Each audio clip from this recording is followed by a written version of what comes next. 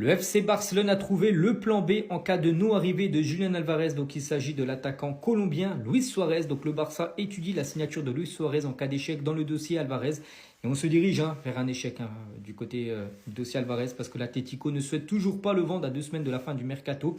Donc d'après Fabrizio Romano, pour dire vraiment que c'est fiable, donc l'ancien joueur de l'OM, il avait totalement floppé à Marseille, est sur la shortlist du Barça. Donc il a fait une très grosse saison au Sporting.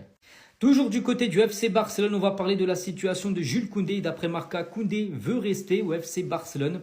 Malgré des intérêts de plusieurs clubs comme le Bayern, Arsenal, le PSG ou même Tottenham, il souhaite continuer du côté du club Blaugrana. Le défenseur n'est d'ailleurs qu'à 5 matchs d'égaler Eric Abidal en tant que Français le plus capé de l'histoire du FC Barcelone.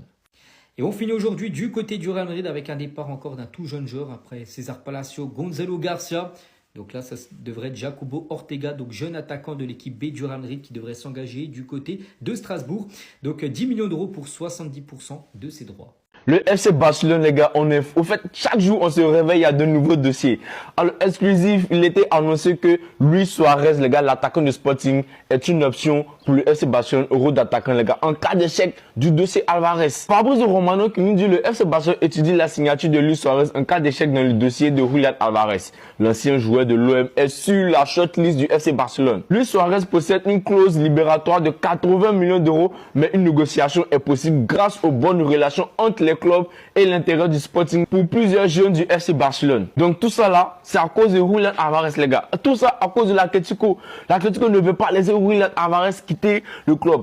Donc le FC Barcelone commence à partir chercher les attaquants de n'importe où. On nous parle de Lautaro Martinez, on nous a parlé de Osimhen, on nous a parlé de Mito Takze. Aujourd'hui, on nous parle maintenant de qui? Luis Suárez. Ouais, les gars, FC Barcelone, faudrait faire un choix parce qu'on est vraiment fatigué. C'est-à-dire, tu as l'impression que le FC Barcelone veut tous les attaquants, je sais pas. Les gars, faisons un choix en fait. On connaît les 3 attaquants que veut recruter le Barça à la place de Julián Álvarez. On va voir ça tout de suite. Bon, Álvarez, c'est toujours la priorité, mais voilà, on sait que ça va être très compliqué. J'en ai parlé plein de fois. Je pense que vous aussi, vous le savez. Donc le Barça a 3 alternatives. On avait parlé de Lautaro Martinez notamment, mais ça va être aussi très compliqué. Donc il y a 3 autres pistes. La première, et c'est sûrement la plus crédible au moment où je fais cette vidéo, c'est George Mikotadze, l'attaquant de Villarreal. Voilà, c'est un joueur qui coûterait environ 60-65 millions d'euros et le Barça a déjà pris contact avec son entourage. Autre option, Nicolo Tresoldi, l'attaquant allemand de Bruges. C'était une des révélations en Europe la saison dernière. Voilà, il a marqué plein de buts avec le club belge et il plaît aussi beaucoup au Barça. Et lui aussi serait bien moins cher qu'Álvarez. Et enfin, la dernière info qui est tombée pour ce poste de numéro 9, c'est Luis Suárez. Alors, pas l'Uruguayen, mais le Colombien du Sporting. La source, c'est Fabrizio Romano, même s'il faut souligner que visiblement, le Barça a démenti l'information. Après, on sait comment ça se passe dans le foot. Voilà, les démentis de club, ça veut pas forcément dire grand-chose. Mais comme je l'ai dit avant, actuellement, l'option numéro 1, ça semble clairement être Mikotadze. Donc voilà, ce sont tous des joueurs bien moins chers qu'Álvarez et aussi que Lautaro Martinez et d'autres joueurs dont on a aussi parlé. Donc voilà, le Barça va quand même tenter un dernier assaut pour Julián Álvarez et si vraiment c'est mort de chez mort, eh bien le Barça tentera un des 3 attaquants dont on vient de parler. Après, il pourra aussi y avoir encore des pistes surprises qui vont apparaître dans les prochains jours. En tout cas, si toi t'es fan du Barça, dis-moi en commentaire quel attaquant tu recruterais si c'est pas possible de prendre Álvarez. Dis-moi en commentaire et si tu veux être au courant de toute l'actu du Barça, comme d'habitude, je t'invite à t'abonner. Attendez.